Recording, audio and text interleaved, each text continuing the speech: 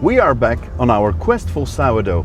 This time I am in the United States, in the state of Maine. I'm not going to meet a professional baker, but a writer. And a couple of months ago, she visited me in the sourdough library with her sourdough. And when she left, she had some plans with that sourdough.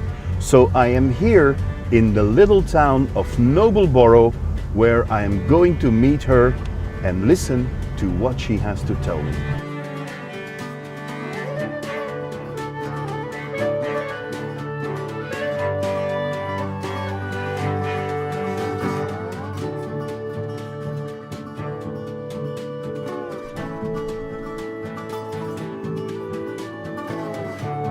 So happy to see you.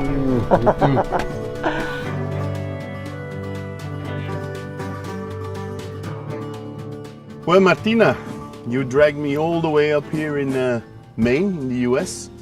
And it's been a couple of months ago since we met you. I met you for the first time in the sourdough library, and you came there with a sourdough. And you left with it, but what was your intention? The intention was that I'd like to write a book about sourdough, because I was so addicted to sourdough when I've heard the first time about it, that I got the plan to write a book about it. But I'm not a baker, Karl, you know, so I could not write a book about recipes. I wanted to meet people who are working with sourdough. Then I started traveling with my sourdough, meeting wonderful people in Europe, in United States, as you will see. That's it. That's beautiful stories about how sourdough can make you happy. It's a life changer. And I understood you have given it a name on its way? I felt like he must have a name. Then the first station we have been was the cloister in Kloster Wettenhausen in Bavaria. And the nuns gave me a bottle of holy water. And I thought maybe this could be the best idea to baptize him with the holy water. And then I baptized him Vitus. Vitus. Yes. When you visited each person, you had a chit chat with them. They baked something with Vitus, and what else? They baked with Vitus. We did it together. And they told me their story, the story of their lives, and sometimes the story of how the sourdough changed their lives. And at the end, they give something to the Vitus that was very personal. Some flour, local flour, something special like beer, like holy water. We had a lot of stuff which people put it. And so we travel to the next station. So that makes the Vitus getting stronger and stronger. All right. You have the book and you are telling me about the personalities, but we are here in Maine and you want to show me something special? I would like to surprise you a bit, because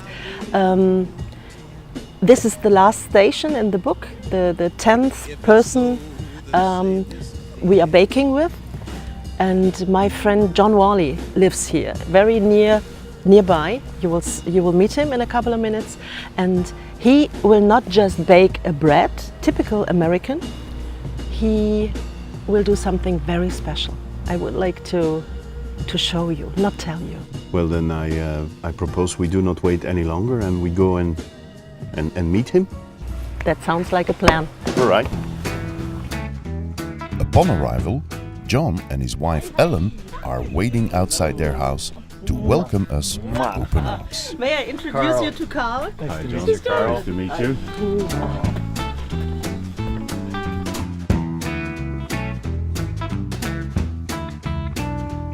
John is a painter who uses a very nice technique that make his paintings look like pictures. His workplace is amazing, stuffed with treasures that he finds on flea markets, and they are the stars in his paintings. And yes, I understand immediately that John has lots of craftsmanship and patience. As my painting skills are poor, I am here to bake, eager to meet Vitus again and see how he has changed since the last time I met him in the sourdough library. It has a nice flavor. feel that it has some fermentation power. I think we can start. John is going to show me how he uses Vitus to make one of his favorite breads. He combines all the ingredients to make the dough. And after I show him how to proper stretch and fold, the dough is ready for the next step. Homegrown blueberries and one of the best maple syrups I have ever tasted are going to give this bread an amazing signature flavor. Vitus can now do its job and unleash its fermentation power. When we come back the next day, the dough is ready to bake. John scores the bread his own way, and a hot oven with lots of steam are going to create a very nice crust. After 45 minutes, the bread is ready. And look at this! John can be very proud of this loaf. But the proof of the pudding is in the eating. Time to taste. There's nothing better. Fresh bread.